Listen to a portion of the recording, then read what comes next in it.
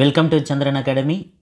Dear teachers and students, இந்த பதிவில் 10ஆம் வகுப்பு ஆதவ சமூக அறிவியல் கைடிலிருந்து ஜியாகிரஃபி லெசன் 2 இந்தியா காலநிலை மற்றும் இயற்கை தாவரங்கள் book back questions with answers audio புக்காக பார்க்க போகிறோம். ஃபஸ்ட்டு சரியான விடையை தேர்வு செய்க பார்க்கலாம். முதல் கேள்வி, மேற்கத்திய இடையூறுகளால் மழைப்பொழிவை பெறும் பகுதி டேஷ். பதில் பஞ்சாப். ரெண்டாவது கேள்வி, கேரளா மற்றும் கர்நாடக கடற்கரை பகுதிகளில் விளையும் மாங்காய்கள் விரைவில் முதிர்வதற்கு டேஸ் காற்றுகள் உதவுகின்றன. பதில் மாஞ்சாரல் காற்றுகள். அடுத்ததாக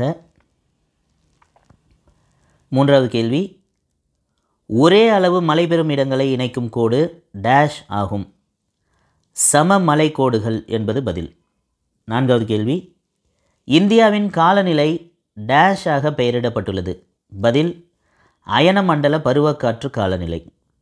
ஐந்தாவது கேள்வி, பருவக்காற்று காடுகள் இவ்வாறு அழைக்கப்படுகின்றன. பதில் இலையுதிர் காடுகள். அடுத்தது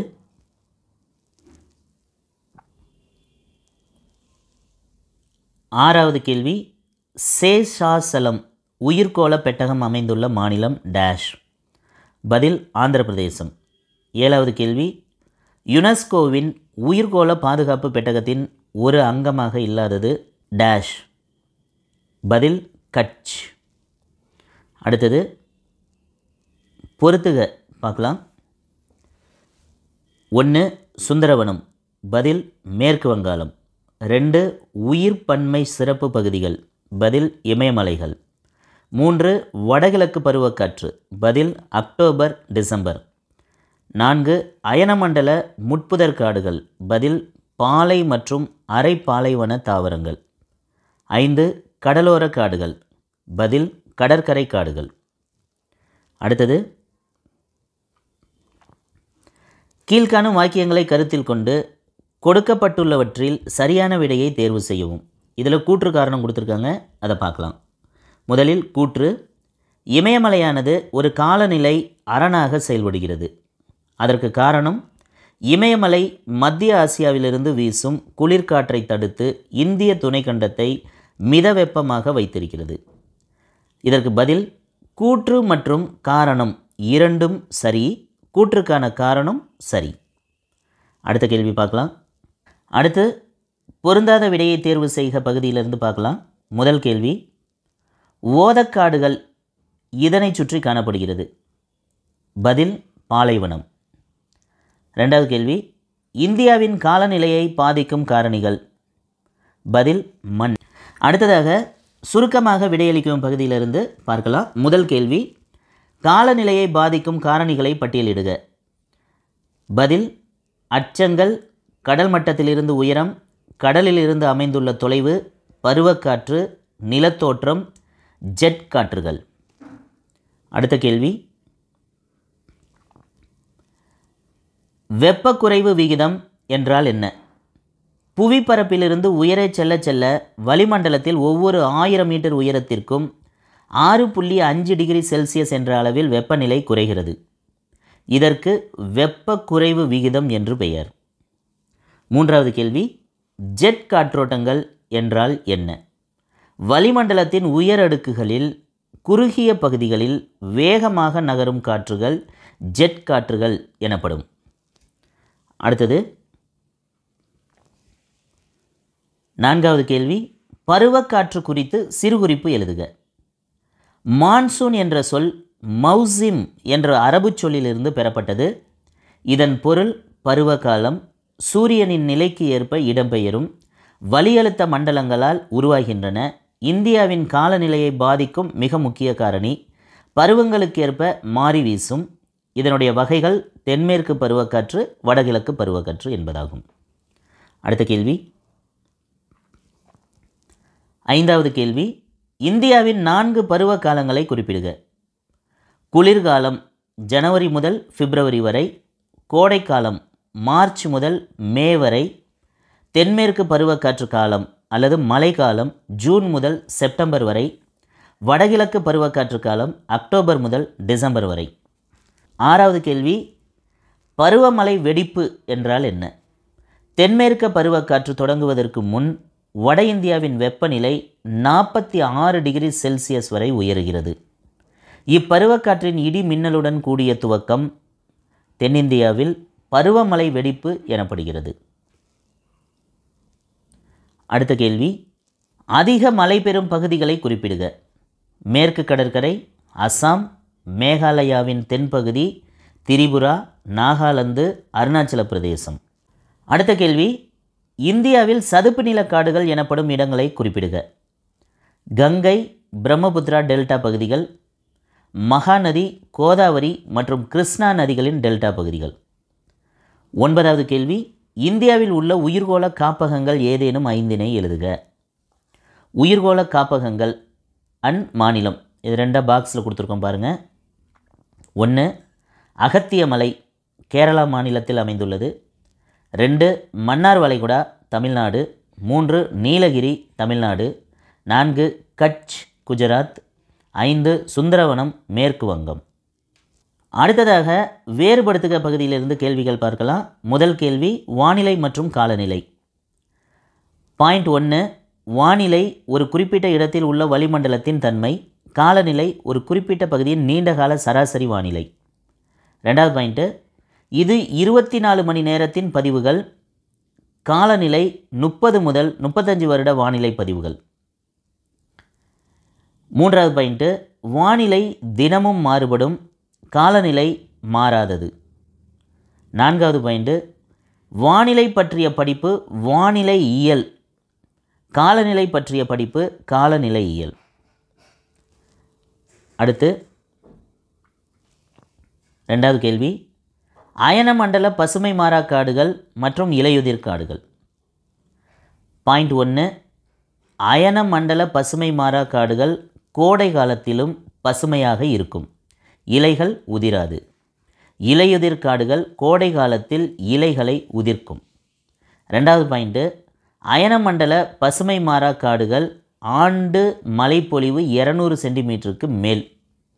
இலையுதிர் காடுகளின் ஆண்டு மழைப்பொழிவு 100 to 200 சென்டிமீட்டர் வரை இருக்கும். 3rd பாயிண்ட்டு, அயனமண்டல பசுமை மாறா காடுகளின் ஆண்டு வெப்பநிலை 22 டிகிரி செல்சியஸ்.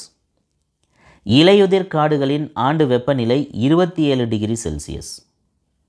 4வது பாயிண்ட்டு, அயனமண்டல பசுமை மாறா காடுகளின் முக்கிய மரங்கள் ரப்பர், ரோஸ், லவங்கம், கருங்காலி, மூங்கில், தென்னை. இலையுதிர் காடுகளின் முக்கிய மரங்கள் தேக்கு, சால், இலவம், சந்தன மரம். 3வது கேள்வி, வடகிழக்கு பருவக்காற்று மற்றும் தென்மேற்கு பருவக்காற்று. பாயிண்ட் 1, வடகிழக்கு பருவக்காற்றின் காலம் அக்டோபர் முதல் டிசம்பர் வரை. தென்மேற்கு பருவக்காற்று காலம் ஜூன் முதல் செப்டம்பர் வரை. 2nd பாயிண்ட்டு, வடகிழக்கு பருவக்காற்று குளிர்ந்த வறண்ட காற்று எனப்படும். தென்மேற்கு பருவக்காற்று ஈரப்பதம் மிக்க காற்று ஆகும். 3rd பாயிண்ட்டு, வடகிழக்கு பருவக்காற்று நிலத்திலிருந்து கடலை நோக்கி வீசுகிறது. தென்மேற்கு பருவக்காற்று கடலிலிருந்து நிலத்தை நோக்கி வீசுகிறது. 4வது பாயிண்ட்டு, வடகிழக்கு பருவக்காற்றால் தென்னிந்தியா அதிக மழை பெறுகிறது. தென்மேற்கு பருவக்காற்றால் வட இந்தியா அதிக மழை பெறுகிறது. அடுத்து காரணம் கூறுக பகுதியிலிருந்து கேள்விகள் பார்க்கலாம். கேள்வி 1, மேற்கு கடற்கரை சமவெளி குறுகலானது. இதற்கான காரணங்கள், இங்கு பாயும் ஆறுகள் டெல்டாக்களை உருவாக்குவது இல்லை. மேற்கு தொடர்ச்சி மலைகள் அரபிக்கடலுக்கு மிக அருகில் உள்ளது. எனவே மேற்கு கடற்கரை சமவெளி குறுகலானது. 2வது கேள்வி, இந்தியா அயனமண்டல பருவக்காற்று காலநிலையை பெற்றுள்ளது. காரணம், இந்தியா அயனமண்டல பகுதியில் அமைந்துள்ளது. காலநிலையை அயனமண்டலத்தில் வீசும் பருவக்காற்றுகள் தீர்மானிக்கின்றன. எனவே இந்தியா அயனமண்டல பருவக்காற்று காலநிலையை பெற்றுள்ளது. 3வது கேள்வி, மலைப்பகுதிகள் சமவெளிகளை விட குளிரானவை. காரணம், புவிப்பரப்பிலிருந்து உயரே செல்ல செல்ல வளிமண்டலத்தில் ஒவ்வொரு 1000 மீட்டர் உயரத்திற்கும் 6.5 டிகிரி செல்சியஸ் என்ற அளவில் வெப்பநிலை குறைகிறது. எனவே மலைப்பகுதிகள் சமவெளிகளை விட குளிரானவை ஆகும். அடுத்து விரிவான விடையளிக்கவும் பகுதியிலிருந்து கேள்வி பதில்கள் பார்க்கலாம். முதல் கேள்வி, தென்மேற்கு பருவக்காற்று குறித்து எழுதவும். மான்சூன் என்ற சொல் மௌசிம் என்ற அரபு சொல்லிலிருந்து பெறப்பட்டது. இதன் பொருள் பருவகாலம். ஜூன் முதல் வாரத்தில் தென்னிந்தியாவில் தொடங்குகிறது. ஜூலை 15 அனைத்து இந்திய பகுதிகளுக்கும் முன்னேறுகிறது. இக்காலத்தில் மிகப்பெரிய தாக்கத்தை ஏற்படுத்துவது எல் நினோ, அதாவது உலகளாவிய காலநிலை நிகழ்வு.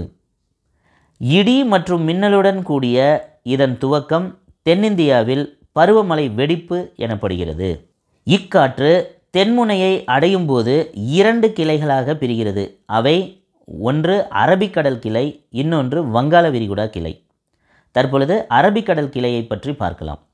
மேற்கு தொடர்ச்சி மலையின் மேற்கு சரிவுகளில் மோதி பலத்த மழையை பொழிகிறது.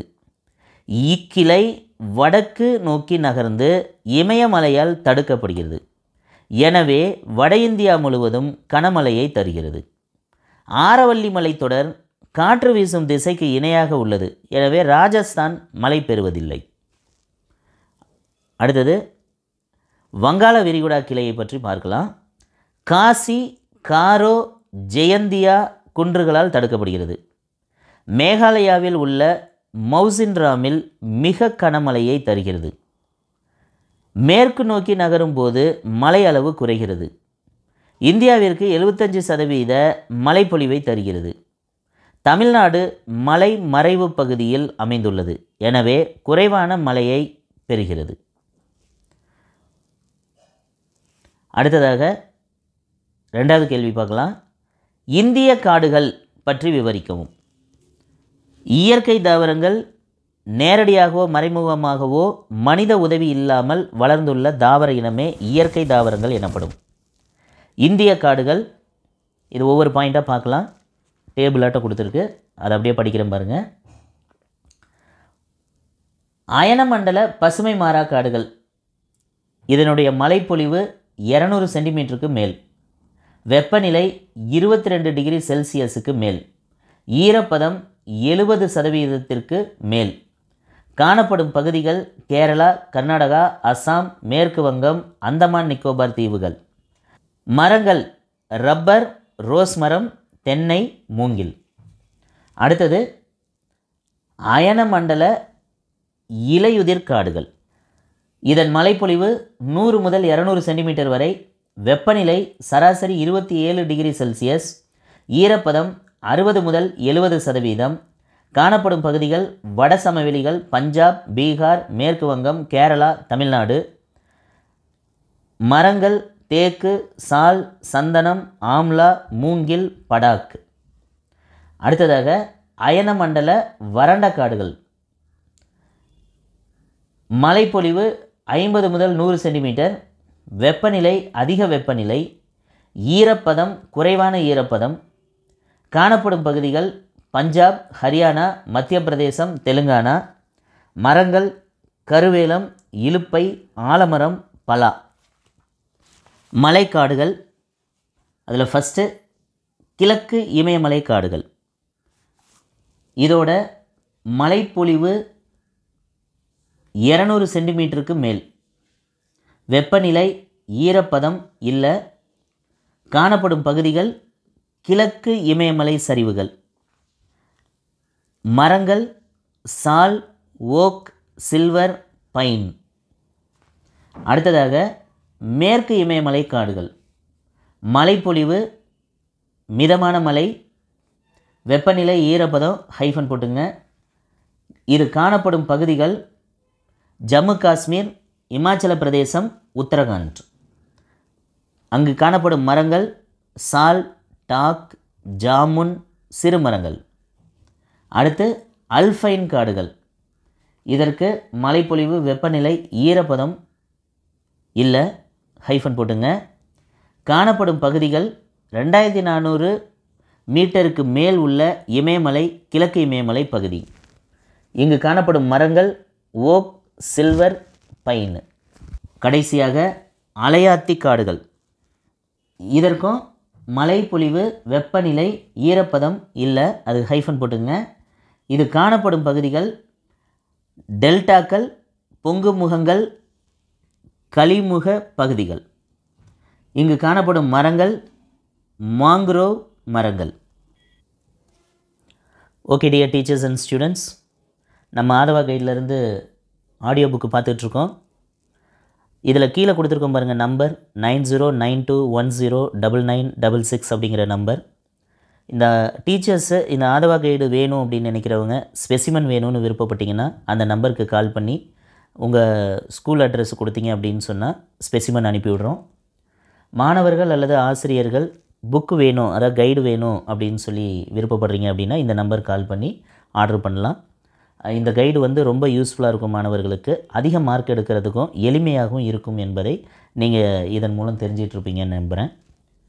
நெக்ஸ்ட்டு, எந்த லெசனோட ஆடியோ புக்கு வேணும்னு கமெண்ட்டில் சொல்லுங்கள். அந்த லெசனை வெரி சூன் அப்லோட் பண்ணுறோம். மறக்காமல் நம்ம சேனலை சப்ஸ்கிரைப் பண்ணுங்கள். கண்டிப்பாக யூஸ்ஃபுல்லாக இருக்கும். Thank you very much.